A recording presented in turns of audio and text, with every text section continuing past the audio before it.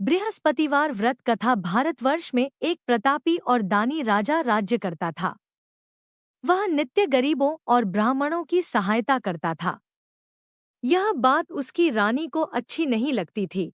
वह नहीं गरीबों को दान देती, नहीं भगवान का पूजन करती थी और राजा को भी दान देने से मना किया करती थी। एक दिन राजा शिकार खेलने वन को गए हुए थे, तो रानी महल में अकेली थी।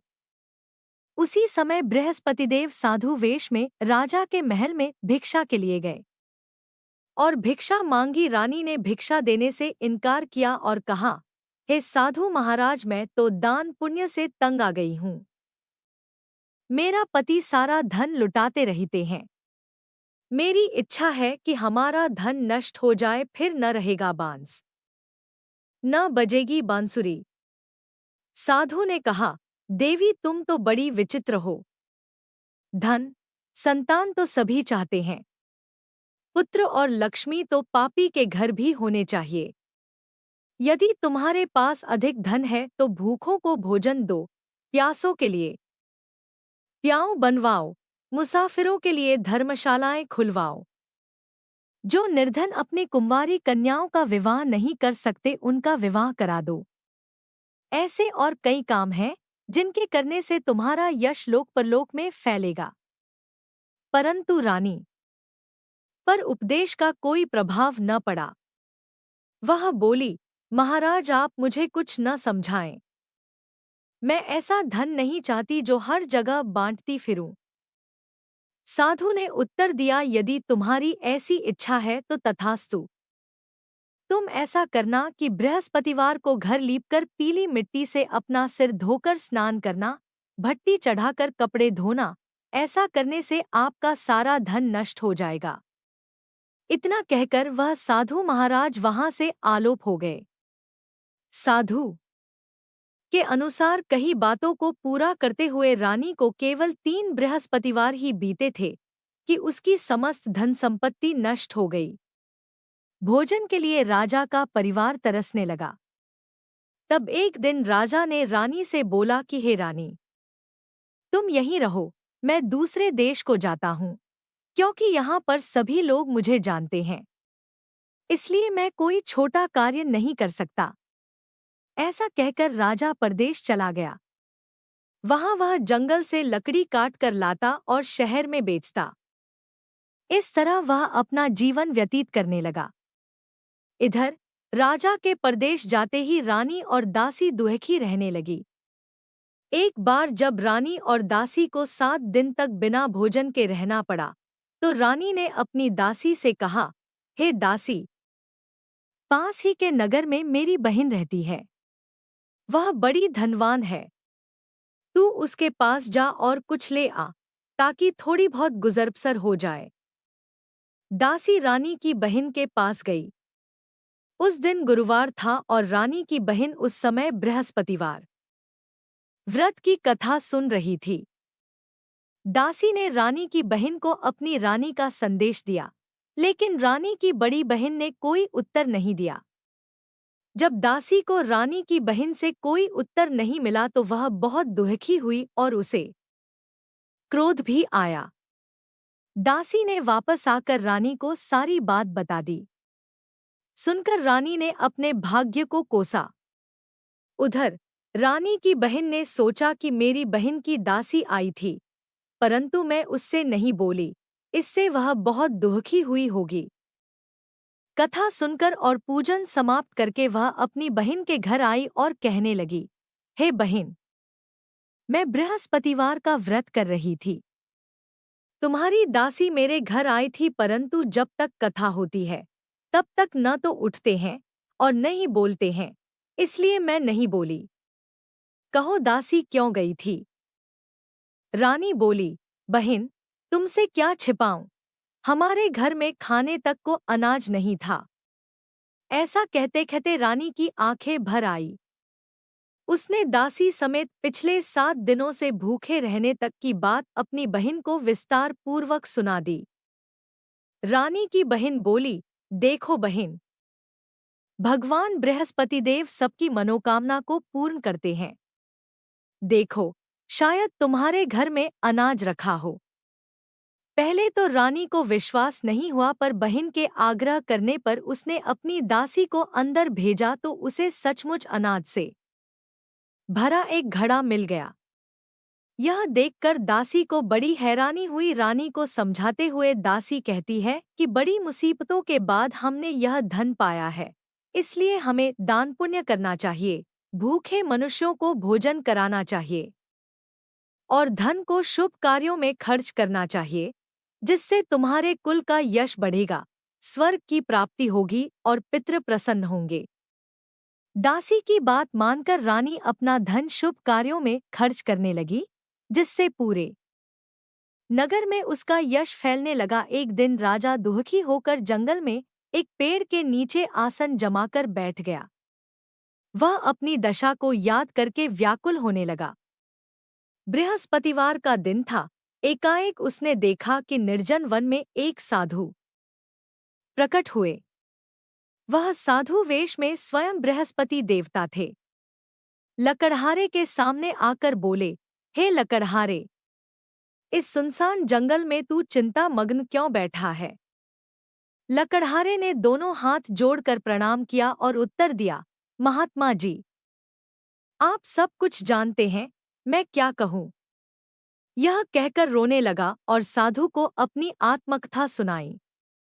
महात्मा जी ने कहा, तुम्हारी स्त्री ने बृहस्पति के दिन बृहस्पति भगवान का निरादर किया है, जिसके कारण रुष्ट होकर उन्होंने तुम्हारी यह दशा कर दी। अब तुम चिंता को दूर करके मेरे कहने पर चलो तो तुम्हारे सब कष्ट दूर हो जाएंगे और भगवान पहले से भी अधिक संपत्ति देंगे। तुम बृहस्पति के दिन कथा किया करो। 2 पैसे के चने मुनक्का लाकर उसका प्रसाद बनाओ और शुद्ध जल से लोटे में शक्कर मिलाकर अमृत तैयार करो। कथा के पश्चात अपने सारे परिवार और सुनने वाले प्रेमियों में अमृत व प्रसाद बांटकर आप भी ग्रहण करो। ऐसा करने से भगवान तुम्हारी सब मनोकामनाएं पूरी करेंगे। साधु के ऐसे वचन सुनकर लकड़हारा बोला, हे प्रभो, मुझे लकड़ी बेचकर इतना पैसा नहीं मिलता जिससे भोजन के उपरांत कुछ बचा सकूं। मैंने रात्रि में अपनी स्त्री को व्याकुल देखा है। मेरे पास कुछ भी नहीं जिससे मैं उसकी खबर मंगा सकूं। साधु ने कहा, हे लकड़हारे, तुम किसी बात की चिंता मत करो। बृहस्पति के दिन तुम रोजाना की तरह लकड़ियां लेकर शहर को जाओ। तुमको रोज से दुगुना धन प्राप्त होगा, जिससे तुम भली भांति भोजन कर लोगे तथा बृहस्पति देव की पूजा का सामान भी आ जाएगा। इतना कहकर साधु अंतर्ध्यान हो गए। धीरे धीरे समय व्यतीत होने पर फिर वही बृहस्पतिवार का दिन आया। लकड़हारा जंगल से लकड़ी काटकर किसी शहर में बेचने गया। उसे उस दिन और दिन से अधिक पैसा मिला। राजा ने चना गुड़ आदि लाकर गुरुवार का व्रत किया। उस दिन से उसके सभी क्लेश दूर हुए, परंतु जब दोबारा गुरुवार का दिन आया तो बृहस्पतिवार का व्रत करना भूल गया। इस कारण बृहस्पति भगवान नाराज हो गए। उस दिन उस नगर के राजा ने विशाल यज्ञ का आयोजन किया तथा शहर में यह घोषणा करा दी कि कोई भी मनुष्य अपने घर में भोजन न बनावे, न आग जलावे, समस्त जनता मेरे यहाँ भोजन करने आवे। इस आज्ञा को जो न मानेगा उसे फांसी की सजा दी जाएगी। इस तरह की घोषणा संपूर्ण नगर में करवा दी गई। राजा की आज्ञानुसार शहर के सभी लोग भोजन करने गए, लेकिन लकड़हारा कुछ देर से पहुंचा, इसलिए राजा उसको अपने साथ घर लिवा ले गए और ले जाकर भोजन करा रहे थे तो रानी की दृष्टि उस खूंटी पर पड़ी जिस पर उसका हार लटका हुआ था। वह वहां पर दिखाई नहीं दिया। रानी ने निश्चय किया कि मेरा हार इस मनुष्य ने चुरा लिया है। उसी समय सिपाहियों को बुलाकर उसको कारागार में डलवा दिया। जब लकड़हारा कारागार में पड़ गया और बहुत दुखी होकर विचार करने लगा कि न जाने कौन से पूर्व जन्म के कर्म से मुझे यह दुख प्राप्त हुआ है और उसी साधु को याद करने लगा जो कि जंगल में मिला था। उसी समय तत्काल बृहस्पतिदेव साधु के रूप में प्रकट हुए और उसकी दशा को देखकर कहने लगे, अरे मूर्ख, तूने बृहस्पतिदेव की कथा नहीं करी, इस कारण तुझे दुख प्राप्त हुआ है। अब चिंता मत कर, बृहस्पतिवार के दिन कारागार के दरवाजे पर 4 पैसे पड़े मिलेंगे। उनसे तू बृहस्पतिदेव की पूजा करना, तेरे सभी कष्ट दूर हो जाएंगे। बृहस्पति के दिन उसे 4 पैसे मिले। लकड़हारे ने कथा कही। उसी रात्रि को बृहस्पतिदेव ने उस नगर के राजा को स्वप्न में कहा, हे राजा, तुमने जिस आदमी को कारागार में बंद कर दिया है वह निर्दोष है। वह राजा है, उसे छोड़ देना। रानी का हार उसी खूंटी पर लटका है। अगर तू ऐसा नहीं करेगा तो मैं तेरे राज्य को नष्ट कर दूंगा। इस तरह रात्रि के स्वप्न को देखकर राजा प्रातःकाल उठा और खूंटी पर हार देखकर लकड़हारे को बुलाकर क्षमा मांगी तथा लकड़हारे को योग्य सुंदर वस्त्र आभूषण देकर विदा कर दिया। बृहस्पतिदेव की आज्ञानुसार लकड़हारा अपने नगर को चल दिया। राजा जब अपने नगर के निकट पहुंचा तो उसे बड़ा आश्चर्य हुआ। नगर में पहले से अधिक बाग, तालाब, कुएं तथा बहुत सी धर्मशाला, मंदिर आदि बन गई हैं। राजा ने पूछा, यह किसका बाग और धर्मशाला है? तब नगर के सब लोग कहने लगे, यह सब रानी और बांदी के हैं। तो राजा को आश्चर्य हुआ और गुस्सा भी आया। जब रानी ने यह खबर सुनी कि राजा आ रहे हैं, तो उन्होंने बांदी से कहा कि हे दासी, देख राजा हमको कितनी बुरी हालत में छोड़ गए थे। हमारी ऐसी हालत देखकर वह लौट न जाएं, इसलिए तू दरवाजे पर खड़ी हो जा। आज्ञानुसार दासी दरवाजे पर खड़ी हो गई। राजा आए तो उन्हें अपने साथ लिवा लाई। तब राजा ने क्रोध करके अपनी रानी से पूछा कि यह धन तुम्हें कैसे प्राप्त हुआ है? तब उन्होंने कहा, हमें यह सब धन बृहस्पतिदेव के इस व्रत के प्रभाव से प्राप्त हुआ है। राजा ने निश्चय किया कि 7 रोज बाद तो सभी बृहस्पतिदेव का पूजन करते हैं, परंतु मैं प्रतिदिन दिन में 3 बार कहानी तथा रोज व्रत किया करूंगा। अब हर समय राजा के दुपट्टे में चने की दाल बंधी रहती तथा दिन में 3 बार कहानी कहता। एक रोज राजा ने विचार किया कि चलो अपनी बहन के यहाँ हो आवें। इस तरह निश्चय कर राजा घोड़े पर सवार हो अपनी बहन के यहाँ को चलने लगा। मार्ग में उसने देखा कि कुछ आदमी एक मुर्दे को लिए जा रहे हैं। उन्हें रोककर राजा कहने लगा, अरे भाइयों, मेरी बृहस्पतिदेव की कथा सुन लो। वे बोले, लो, हमारा तो आदमी मर गया है, इसको अपनी कथा की पड़ी है। परंतु कुछ आदमी बोले, अच्छा कहो, हम तुम्हारी कथा भी सुनेंगे। राजा ने दाल निकाली और जब कथा आधी हुई थी कि मुर्दा हिलने लग गया और जब कथा समाप्त हो गई तो राम राम करके मनुष्य उठकर खड़ा हो गया। आगे मार्ग में उसे एक किसान खेत में हल चलाता मिला। राजा ने उसे देख और उससे बोले, अरे भैया, तुम मेरी बृहस्पतिवार की कथा सुन लो। किसान बोला, जब तक मैं तेरी कथा सुनूंगा तब तक 4 हरया जोत लूंगा। जा अपनी कथा किसी और को सुनाना। इस तरह राजा आगे चलने लगा। राजा के हटते ही बैल पछाड़ खाकर गिर गए तथा किसान के पेट में बड़ी जोर का दर्द होने लगा। उस समय उसकी माँ रोटी लेकर आई। उसने जब यह देखा तो अपने पुत्र से सब हाल पूछा और बेटे ने सभी हाल कह दिया तो बुढ़िया दौड़ी दौड़ी उस घुड़सवार के पास गई और उससे बोली कि मैं तेरी कथा सुनूंगी, तू अपनी कथा मेरे खेत पर चलकर ही कहना। राजा ने बुढ़िया के खेत पर जाकर कथा कही, जिसके सुनते ही वह बैल उठ खड़ हुए तथा किसान के पेट का दर्द भी बंद हो गया। राजा अपनी बहन के घर पहुंचा। बहन ने भाई की खूब मेहमानी की। दूसरे रोज प्रातःकाल राजा जगा तो वह देखने लगा कि सब लोग भोजन कर रहे हैं। राजा ने अपनी बहन से कहा, ऐसा कोई मनुष्य है जिसने भोजन नहीं किया हो, मेरी बृहस्पतिवार की कथा सुन ले। बहन बोली, हे भैया, यह देश ऐसा ही है कि पहले यहाँ लोग भोजन करते हैं, बाद में अन्य काम करते हैं। अगर कोई पड़ोस में हो तो देख आऊं।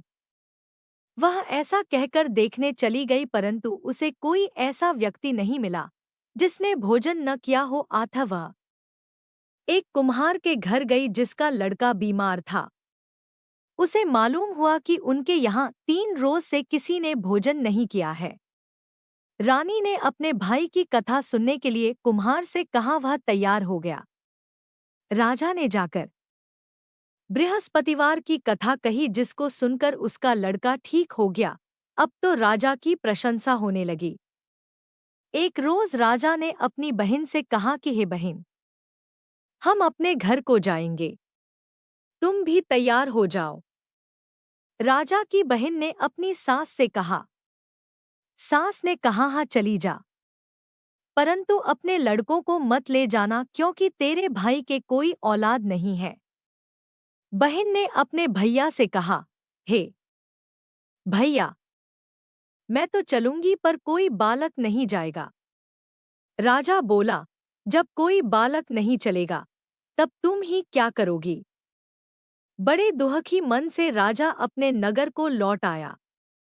राजा ने अपनी रानी से कहा, हम निर्वंशी हैं, हमारा मुंह देखने का धर्म नहीं है और कुछ भोजन आदि नहीं किया। रानी बोली, हे प्रभो, बृहस्पतिदेव ने हमें सब कुछ दिया है, वह हमें औलाद अवश्य देंगे। उसी रात को बृहस्पतिदेव ने राजा से स्वप्न में कहा, हे राजा उठ, सभी सोच त्याग दे, तेरी रानी गर्भ से है। राजा की यह बात सुनकर बड़ी खुशी हुई। 9वें महीने में उसके गर्भ से एक सुंदर पुत्र पैदा हुआ। तब राजा बोला, हे रानी, स्त्री बिना भोजन के रह सकती है, पर बिना कहे नहीं रह सकती। जब मेरी बहन आवे तुम उससे कुछ कहना मत। रानी ने सुनकर हाँ कर दिया। जब राजा की बहन ने यह शुभ समाचार सुना तो वह बहुत खुश हुई तथा बधाई लेकर अपने भाई के यहाँ आई। तभी रानी ने कहा, घोड़ा चढ़कर तो नहीं आई, गधा चढ़ी आई। राजा की बहन बोली, भाभी, मैं इस प्रकार न कहती तो तुम्हें औलाद कैसे मिलती। बृहस्पतिदेव ऐसे ही हैं, जैसी जिसके मन में कामनाएं हैं सभी को पूर्ण करते हैं। जो सद्भावनापूर्वक बृहस्पतिवार का व्रत करता है एवं कथा पढ़ता है अथवा सुनता है, दूसरों को सुनाता है, बृहस्पतिदेव उसकी सभी मनोकामना पूर्ण करते हैं। भगवान बृहस्पतिदेव उसकी सदैव रक्षा करते हैं। संसार में जो मनुष्य सद्भावना से भगवान जी का पूजन व्रत सच्चे हृदय से करते हैं तो उनकी सभी मनोकामनाएं पूर्ण करते हैं। जैसी सच्ची भावना से रानी और राजा ने उनकी कथा का गुणगान किया तो उनकी सभी इच्छाएं बृहस्पतिदेव जी ने पूर्ण की थी। इसलिए पूर्ण कथा सुनने के बाद प्रसाद लेकर जाना चाहिए। हृदय से उसका मनन करते हुए जयकारा बोलना चाहिए। बोलो बृहस्पतिदेव की जय, भगवान विष्णु की जय। बृहस्पतिदेव की दूसरी कथा। प्राचीन काल में एक ब्राह्मण रहता था। वह बहुत निर्धन था। उसके कोई संतान नहीं थी। उसकी स्त्री बहुत मलिनता के साथ रहती थी। वह स्नान न करती, किसी देवता का पूजन न करती। इससे ब्राह्मण देवता बड़े दुखी थे। बेचारे बहुत कुछ कहते थे किंतु उसका कुछ परिणाम न निकला। भगवान की कृपा से ब्राह्मण की स्त्री के कन्या रूपी रत्न पैदा हुआ। कन्या बड़ी होने पर प्रातः स्नान करके विष्णु भगवान का जाप व बृहस्पतिवार का व्रत करने लगी। अपने पूजन पाठ को समाप्त करके विद्यालय जाती तो अपनी मुट्ठी में जौ भर के ले जाती और पाठशाला के मार्ग में डालती जाती। तब ये जौ स्वर्ण के जो जाते लौटते समय उनको बीन कर घर ले आती थी। एक दिन वह बालिका सूप में उस सोने के जौ को फटक कर साफ कर रही थी कि उसके पिता ने देख लिया और कहा, हे बेटी, सोने के जौ के लिए सोने का सूप होना चाहिए। दूसरे दिन बृहस्पतिवार था। इस कन्या ने व्रत रखा और बृहस्पतिदेव से प्रार्थना करके कहा, मैंने आपकी पूजा सच्चे मन से की हो तो मेरे लिए सोने का सूप दे दो। बृहस्पतिदेव ने उसकी प्रार्थना स्वीकार कर ली। रोजाना की तरह वह कन्या जौ फैलाती हुई जाने लगी। जब लौटकर जौ बीन रही थी तो बृहस्पतिदेव की कृपा से सोने का सूप मिला। उसे वह घर ले आई और उसमें जौ साफ करने लगी, परंतु उसकी माँ का वही ढंग रहा। एक दिन की बात है कि वह कन्या सोने के सूप में जौ साफ कर रही थी। उस समय उस शहर का राजपुत्र वहां से होकर निकला। इस कन्या के रूप और कार्य को देखकर मोहित हो गया तथा अपने घर आकर भोजन तथा जल त्याग कर उदास होकर लेट गया। राजा को इस बात का पता लगा तो अपने प्रधानमंत्री के साथ उसके पास गए और बोले, हे बेटा, तुम्हें किस बात का कष्ट है? किसी ने अपमान किया है अथवा और कारण हो सो कहो, मैं वही कार्य करूंगा जिससे तुम्हें प्रसन्नता हो। अपने पिता की राजकुमार ने बातें सुनी तो वह बोला, मुझे आपकी कृपा से किसी बात का दुख नहीं है। किसी ने मेरा अपमान नहीं किया है, परंतु मैं उस लड़की से विवाह करना चाहता हूँ जो सोने के सूप में जौ साफ कर रही थी। यह सुनकर राजा आश्चर्य में पड़ा और बोला, हे बेटा, इस तरह की कन्या का पता तुम ही लगाओ। मैं उसके साथ तेरा विवाह अवश्य ही करवा दूंगा। राजकुमार ने उस लड़की के घर का पता बतलाया। तब मंत्री उस लड़की के घर गए और ब्राह्मण देवता को सभी हाल बतलाया। ब्राह्मण देवता राजकुमार के साथ अपनी कन्या का विवाह करने के लिए तैयार हो गए तथा विधि विधान के अनुसार ब्राह्मण की कन्या का विवाह राजकुमार के साथ हो गया। कन्या के घर से जाते ही पहले की भांति उस ब्राह्मण देवता के घर में गरीबी का निवास हो गया। अब भोजन के लिए भी अन्न बड़ी मुश्किल से मिलता था। एक दिन दुखी होकर ब्राह्मण देवता अपनी पुत्री के पास गए। बेटी ने पिता की दुखी अवस्था को देखा और अपनी माँ का हाल पूछा। तब ब्राह्मण ने सभी हाल कहा। कन्या ने बहुत सा धन देकर अपने पिता को विदा कर दिया। इस तरह ब्राह्मण का कुछ समय सुखपूर्वक व्यतीत हुआ। कुछ दिन बाद फिर वही हाल हो गया। ब्राह्मण फिर अपनी कन्या के यहाँ गया और सारा हाल कहा तो लड़की बोली, हे पिताजी, आप माताजी को यहाँ लिवा लाओ। मैं उसे विधि बता दूंगी जिससे गरीबी दूर हो जाए। वह ब्राह्मण देवता अपनी स्त्री को साथ लेकर पहुंचे तो अपनी माँ को समझाने लगी, हे माँ, तुम प्रातःकाल प्रथम स्नानादि करके विष्णु भगवान का पूजन करो तो सब दरिद्रता दूर हो जाएगी। परंतु उसकी मांग ने एक भी बात नहीं मानी और प्रातःकाल उठकर अपनी पुत्री के बच्चों की जूठन को खा लिया। इससे उसकी पुत्री को भी बहुत गुस्सा आया और एक रात को कोठरी से सभी सामान निकाल दिया और अपनी माँ को उसमें बंद कर दिया। प्रातःकाल उसे निकाला तथा स्नानादि करा के पाठ करवाया तो उसकी माँ की बुद्धि ठीक हो गई और फिर प्रत्येक बृहस्पतिवार को व्रत रखने लगी।